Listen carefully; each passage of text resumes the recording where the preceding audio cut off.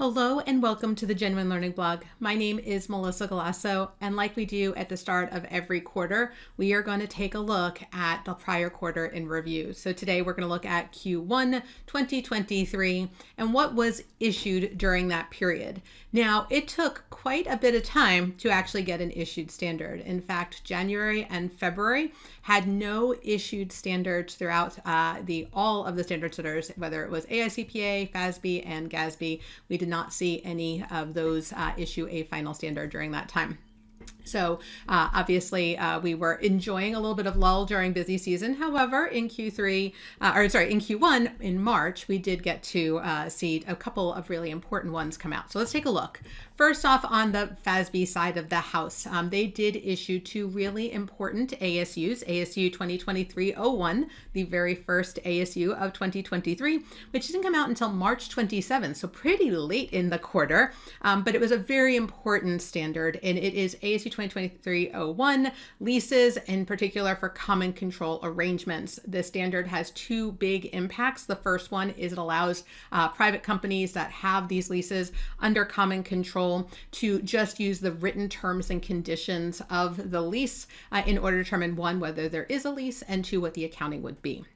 So it is a practical expedient, so it is an option, and it can be done on an arrangement by arrangement basis. And so private companies and nonprofits without conduit debt now have an alternative to having determined the legal enforceability of these common control arrangements. However, the second element actually impacts all entities, whether you're public, private, nonprofit. It is going to be how we do leasehold improvement amortization going forward. Today, the leasehold improvements are amortized over the shorter of the useful life or the lease term.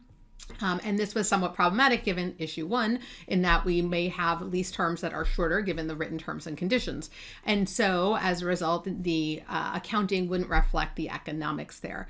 And so as a result, in issue number two, they decided to require entities, all entities, public, private, etc., when the lease is under common control, right? So there's these related party leases, that they would amortize them over the useful life. And if the lessee were to no longer have control of the underlying asset, it would just be an equity transfer back to the lessor, because again, they are related parties, they are under common control.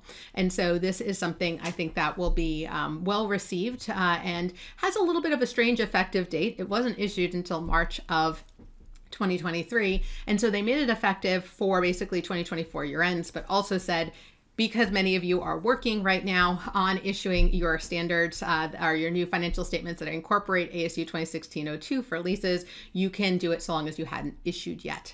So I know a lot of CPA firms who were holding reports waiting for that to issue, and so now they can. The second one is a little bit more of a niche topic. ASU 2023-02 came out just 2 days later on March 29th, and it is accounting for investment in tax credit structures using the proportional amortization method. When the proportional amortization method was originally created, it was only for low-income housing tax credit, and so very, very narrow. And so this allows the expansion of the proportional amortization method to other structures, and also provides better guidance on, if you're not using the proportional amortization method, what methods you should be using, where you should go within GAAP for your reporting. So very important if you're heavily involved in these sort of tax credit structures and making sure that the GAAP reflects the economics. So that's it on the issued side. They did issue exposure drafts related to cryptocurrency and other items, but we have already addressed those in the vlog. Our quarterly updates really just focus on the issued standards. So now we'll turn our attention to the AICPA, who also pretty late in the quarter, it was March 7th, did issue SAS 149, which is a pretty material change to the group audit standard. So AUC Section 600 has been a common deficiency for CPA firms for a number of years. In addition, the IAASB updated ISA 600, and so this was kind of a convergence effort mixed in with addressing some of those common audit deficiencies. So this creates two types of auditors that you have potentially working in the group audit. You have what is called the referred to auditor, and this is where we make reference to the other auditor out there that has done an audit of a component. And so today that would just be a component auditor, but now it gets a new term, referred to auditor, to differentiate between whether you're part of the engagement team or not. And then it updates the definition of a component auditor. And again, these are the these auditors who are part of the engagement team that are working on a particular component. And so they make some pretty significant changes in terms of terminology. They also make changes related to the more risk-based approach. The Exton standard basically says, hey, depending on the size of the component, this is the work that you have to do. So it's pretty prescriptive on the work requirements. This moves to a principles-based approach. It allows the auditor, using their professional judgment, to decide which components they're going to perform work on and what type of work they're going to do. So I think this will be somewhat of an improvement over the more prescriptive version and allow people to really look at the risk related to each component. So this one has a pretty long runway. We're talking 2026 here. So not something that we're going to be focused on right now. We have plenty of audit standards effective this year.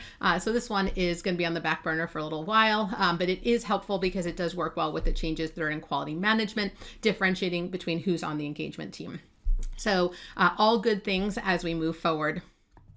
All right, GASB did not issue any new standards. They have some huge projects that they've continued to work on. They did meet in the first quarter and are trying to move that financial reporting model forward, as well as the risk and uncertainty disclosures. So we expect things to come down the pike, but they did not issue anything final in the first quarter of 2023. So that gives us a wrap on today's blog. So hopefully you are up to date on what has been issued in 2023. And we wish you a wonderful rest of your busy season. I know many of you are preparers who've been working very hard. I know some of you work on single audits. That 3/31 deadline was real. So we are very appreciative of all your hard work. So keep doing a great job, and we look forward to seeing you on a future blog. Have a great day, guys. Bye-bye.